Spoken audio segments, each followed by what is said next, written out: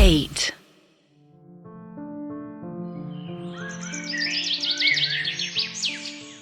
सुबह के 5 बज रहे थे। रात में जो उन सब की लड़ाई हुई थी और इस जंगल से जो रात को डरावनी डरावनी आवाजें आती थी, उसकी वजह से ढंग से कोई सो नहीं पाया था, सिवाय आर्यन के। आर्यन तो आराम से सो रहा था, खर्राटे ले रहा था। हालांकि जब राजीव ने उन्हें डांटा तो वो शांत हो गया, पर सुबह होते होते वो भी सो गया और बाकी सब भी। खैर, बड़ी मुश्किल से उन सबको नींद आई थी, पर राजीव जी उन सबको उठा देते। अभी सब आधी नींद में थे। उठकर बाहर आते हैं, जहां राजीव पूरे एक्टिव, फ्रेश, रेडी थे निकलने के लिए। क्या कर रहे हो तुम सब? मैंने तुमसे कहा था ना कि सूरज के निकलने से पहले हमें यहां से रवाना होना होगा। तुम सब लेट कर रहे हो। कब हम आगे जाएंगे, कब पहुंचेंगे, सूरज हमारे माथे पर आ जाएगा। हमें शाम होने से पहले WWH4 के उस पेड़ तक पहुंचना है, वहां पर कैंप लगाना है, फिर संजय की दिनचर्या भी देखनी है और साथ ही साथ उस मिथिकल बीस्ट को भी हराना है। उसके लिए भी प्रॉपर प्लान बनाना पड़ेगा। इन सब चीजों में वक्त लगेगा। तुम सब ऐसे करोगे तो हो गया काम, उन्होंने कहा, जिस पर वेदा बोले, बात तो आपकी सही है राजीव जी, पर यहां से वो ज्यादा से ज्यादा कितना दूर होगा? मुझे लगता है हम दोपहर तक आराम से पहुंच जाएंगे और फिर कैंप लगाकर हम संजय पर नजर रखेंगे और फिर कल हमला कर देंगे। और रही बात उस मिथिकल बीस्ट की, सबसे पहले हम उसे ही हराएंगे। बड़ी मुश्किल से तो सुबह का टाइम नींद आई, आपने उठा दिया। खैर चलो कोई बात नहीं, अब उठ ही गए हैं तो चलते हैं। जिस पर राजीव बोले, देखिए वेदा, आप जंगल में ज्यादा नहीं रहे हैं तो आपको यहां का नहीं पता है कुछ। जंगल में जो पास चीजें भी होती है ना, वो दूर हो जाती है, क्योंकि हम सीधा उनके पास नहीं जाते, थोड़ा यहां वहां से होते हुए जाते हैं। तो ऐसे में कह पाना कि दोपहर तक वहां पहुंच जाएंगे आपके लिए बहुत आसान है। पर रास्ते में अलग अलग तरह के चैलेंजेस मिल सकते हैं, अलग अलग तरह के जानवर मिल सकते हैं, जिनसे बच के छुप के हमें जाना होगा। तो हमें टाइम लग सकता है। ऊपर से मौसम का कोई भरोसा नहीं है। कल रात को देख रहे थे कैसा मौसम था, लग रहा था कि बारिश होगी, और आज देखिए मौसम बिल्कुल साफ है। अब हमें यह भी नहीं पता कि शाम तक होते थे बारिश हो जाए, फिर हमें कहीं रुकना पड़ेगा, कैंप लगाना पड़ेगा। ऐसे तो हमारी सप्लाईज खत्म हो जाएंगे, हमें बहुत दिक्कत हो जाएगी। जब भी हम ऐसे जंगलों में जाते हैं, हमें लंबा सर्वाइव करना होता है। हम 5 से 6 घंटों को एक्स्ट्रा मान कर चलते हैं। अगर हम बिल्कुल टाइम टू टाइम सोचेंगे तब तो हो गया काम हमारा। हमारी पूरी कोशिश रहेगी कि हम 12 बजे तक पहुंच जाएं, और अगर पहुंच जाते हैं तो बढ़िया है। आप सब सो जाइएगा आराम से, मैं और वेदा नजर रखेंगे, फिर शाम के टाइम में और वेदा आ जाएंगे, आप सब जाकर नजर रखिएगा। पर उसके लिए हमें यहां से जाना होगा, तो मुझे लगता है हमें ज्यादा देर नहीं करनी चाहिए और यहां से निकलना चाहिए। सब मुंह हाथ पोंछ कर फ्रेश वगैरह होते हैं और 5:30 बजे तक अपना सामान रैप करके वहां से निकल जाते हैं। धीरे धीरे सूरज ऊपर की ओर आता जा रहा था और अपनी किरणें जमीन पर बिखेर रहा था। पर वेदा और बाकी सब इतने घने जंगल में थे कि सूरज की किरणें वहां तक आ ही नहीं पा रही थी। जंगल में हल्का हल्का अंधेरा था और हल्का हल्का उजाला भी। ऐसा लग रहा था कि जैसे शाम का समय है। खैर, इससे उनको और भी ज्यादा मदद हो रही थी, क्योंकि धूप की तीखी किरणें उन्हें छू नहीं पा रही थी। छांव छांव से होते हुए वो सब आगे बढ़ते जा रहे थे और काफी तेजी से। रास्ते में वो बिल्कुल भी ब्रेक नहीं ले रहे थे। उनका सीधा ब्रेक था वही कैंपिंग स्पॉट। खैर, जानवर उन्हें काफी ज्यादा दिखाई दे रहे थे, जैसे हिरन, खरगोश, 1-2 सांप भी दिखाई दिए और वाइल्ड बोर, पर ज्यादा कोई खतरनाक जानवर नहीं। हालांकि वाइल्ड बोर भी काफी डेंजरस होता है, पर इतने आदमियों को देखकर वो भी डर गया और उनके पास नहीं आया। पर ना जाने क्यों आर्यन को वो वाइल्ड बोर देखकर अजीब सा डर लग रहा था, और जब राजीव ने उसे डरते हुए देखा तो पूछ लिया कि उसे इतना डर क्यों लग रहा है। जिस पर आर्यन बताता है, कुछ नहीं, वो जब मैं 4th क्लास में था तो एक जंगली सुअर यानी कि वाइल्ड बोर हमारे शहर में आ गया था। तब मैं अपनी मम्मी के साथ एक बॉर्डर एरिया है वहाँ पर रहता था।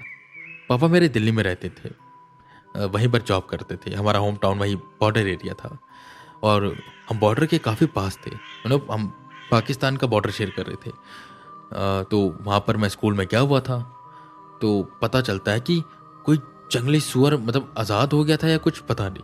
पर खबर ये फैली कि एक जंगल से वाइल्ड बोर आज़ाद हो गया, वो आकर यहाँ पर लोगों को मार रहा है। 3 से 4 लोगों को उसने मार दिया था और हमारे स्कूल के पास ही था वो। तो हम सब तो डरे हुए थे और हम स्कूल में थे, अब कैसे जाएं हम? तो प्रिंसिपल सर ने हम सब के पेरेंट्स को कॉल करके ये सारी सिचुएशन बताई और कहा कि बच्चों को किसी तरह ले जाओ संभाल कर, क्योंकि पूरा दिन तो स्कूल में नहीं रह सकते ना, हो सकता है वो वाइल्ड बोर स्कूल में भी आ जाए। तो सबके पेरेंट्स को कॉल गया एंड मेरे पापा तो दिल्ली में थे, मम्मी आ नहीं सकती थी। तो हमारे एक पड़ोसी थे, उनका बेटा भी मेरे साथ ही पढ़ता था, तो जब उसे लेने आए तो साथ में मुझे भी लेने आ गए। एंड ट्रस्ट मी, जैसे ही वो आए और हम सब स्कूल से निकलते हैं, आसपास देखते हुए हम आगे जा रहे थे, पूरी सड़क खाली पड़ी हुई थी। और पता हम मेन सड़क से नहीं जा रहे थे, दीवारों को फांदते हुए जा रहे थे घरों के बीच में से, ताकि वो वाइल्ड बोर हमें देख ना पाए। हम बच कर जा रहे थे। हमें याद है कि जो बिजली बोर्ड का दफ्तर था, हमने उसकी दीवार को फांदा, उसके पास हमारा मोहल्ला था, हम वहाँ पर गए और जाते ही घर में घुस गए। सच में उस वक्त मैं इतना ज़्यादा डरा हुआ था कि मैं आपको बता नहीं सकता। शाम के समय आर्मी वालों ने उस वाइल्ड बोर को मार दिया और पता वो एक गोली से नहीं मरा, 2 से 3 गोलियां लगी उसे मारने में। इसलिए मुझे उससे थोड़ा डर लगता है। ये सुनकर राजीव हंसे और बोले, हाँ समझ सकता हूं मैं, वाइल्ड बोर की चमड़ी बहुत ही मोटी होती है और बचपन में अगर किसी चीज का डर हमारे जहन में बस जाए तो बड़े होने पर भी नहीं जाता। मैं ऐसे बहुत से लोगों से मिला हूं जो एक मच्छर से भी डरते, क्योंकि बचपन में मच्छर को लेकर उनके अंदर डर बैठ गया, तो बड़े होने तक वो नहीं गया, अब बुढ़े हो चुके हैं वो। सो इट्स नॉर्मल आर्यन, कोई बात नहीं। हाँ, ये हो सकता है कि कभी तुम्हें बाद में वाइल्ड बोर दिखे तो जहां पर आम लोग इतना नहीं डरे, तुम ज्यादा डर जाओ। जिस पर आर्यन हामी भरता है और वो सब आगे बढ़ते रहते।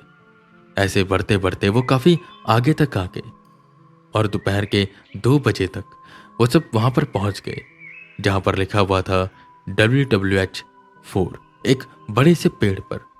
वो उनके लिए एक तरह से चेक पॉइंट था कि उन्हें यहां पर कैंप लगाना है और आगे जाकर संजय की हर एक्टिविटी पर नजर रखना है।